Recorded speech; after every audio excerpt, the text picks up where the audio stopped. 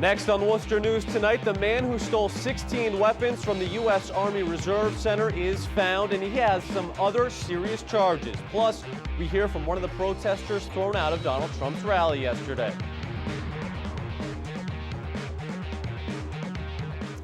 Good evening. Thanks for joining us. I'm Tim McCone. More than 10,000 people packed the DCU Center for Donald Trump's rally last night. His speech was a hit with the crowd, but was interrupted 3 times by demonstrators. Tonight, we spoke with one of the men who was arrested at the rally. He says he was expressing his freedom of speech.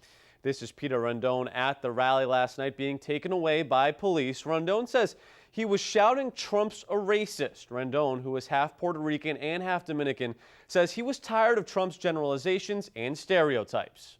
I put down the seat that I was sitting on. I stood up on it and then looked straight towards him. And that's when I screamed out, "Trump's a racist." And I did that. Once I did that, I felt this relief over me. I was able to say what I needed to say to an individual that was causing me mental distress.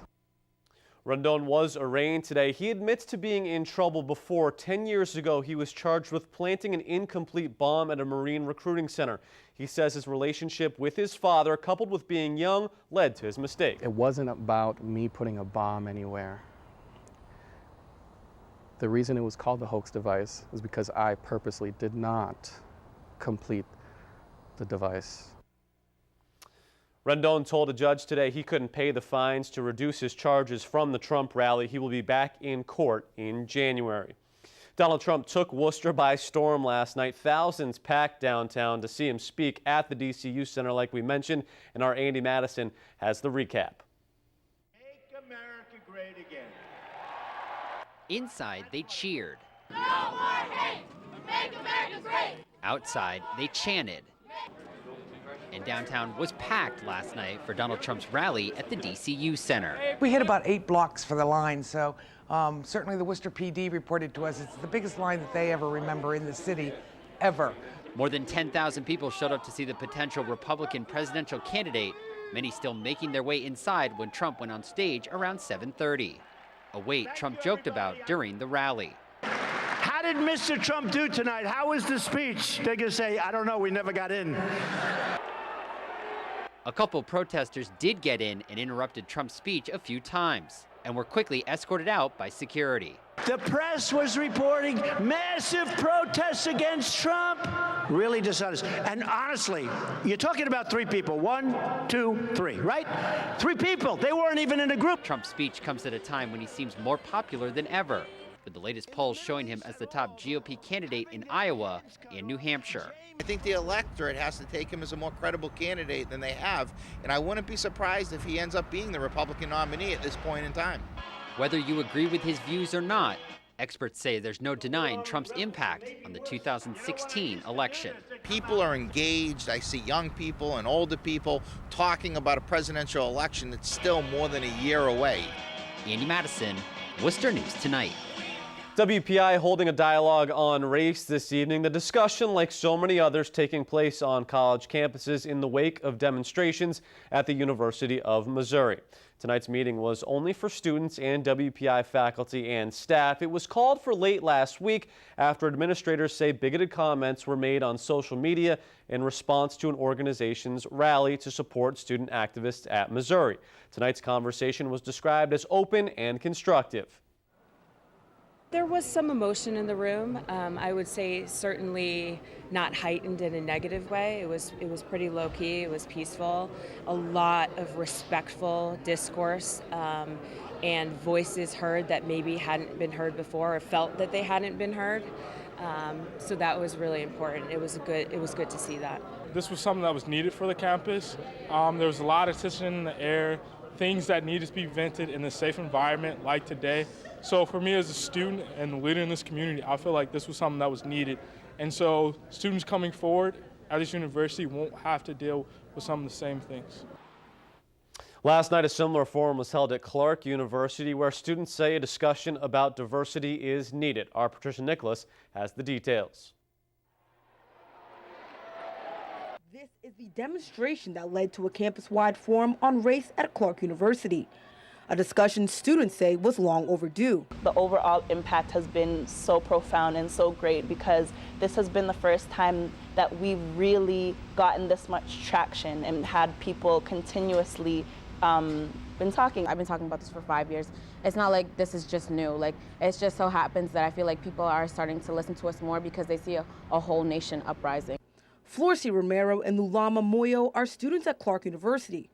Both come from families who came to the United States to attain a better opportunity.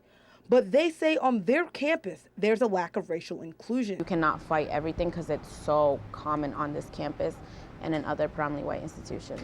Moyo described an instance when she presented research about diversity on campus. She says her professor was not receptive.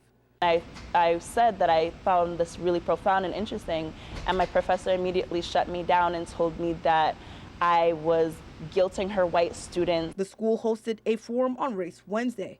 Clark's president has released a statement stating, "I admire their commitment to be heard, and I look forward to continuing the dialogue with those students and the many others who want to share their perspectives as we work toward improving this institution on matters of race, diversity, and inclusion."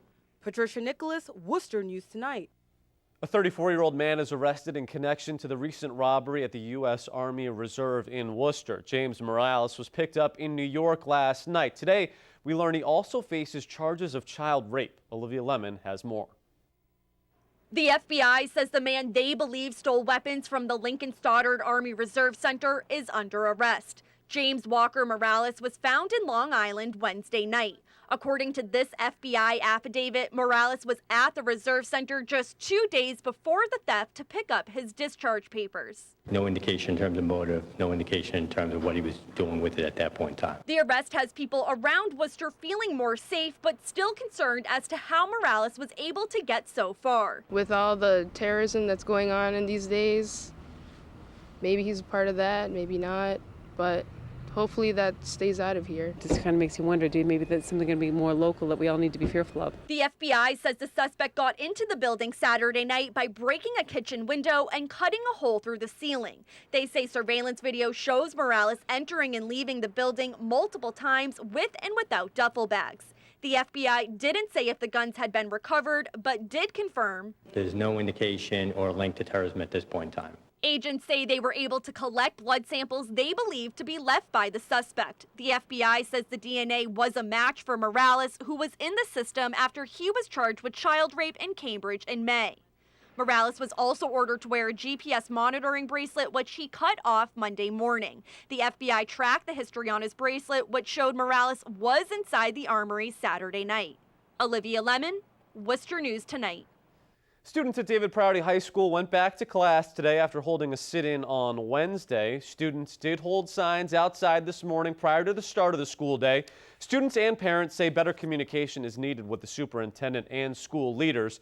Students were scheduled to meet with the superintendent today to discuss their concerns, including cuts to extracurricular activities.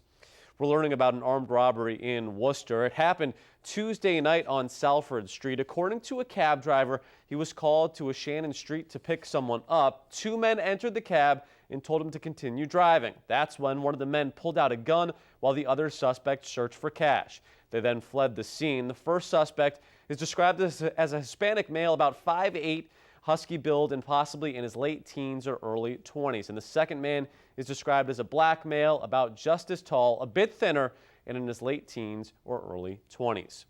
New troubling details released in the Philip Chism murder trial today. We're now learning about what other students say happened in the moments leading up to the killing. John Maroney has more. "I hate you all." That's the note investigators found near the body of Colleen Ritzer in the woods behind Danvers High School. The note and other crime scene evidence was shown to jurors in the trial of Philip Chism. Now 16, he's accused of raping and killing his math teacher on October 22, 2013.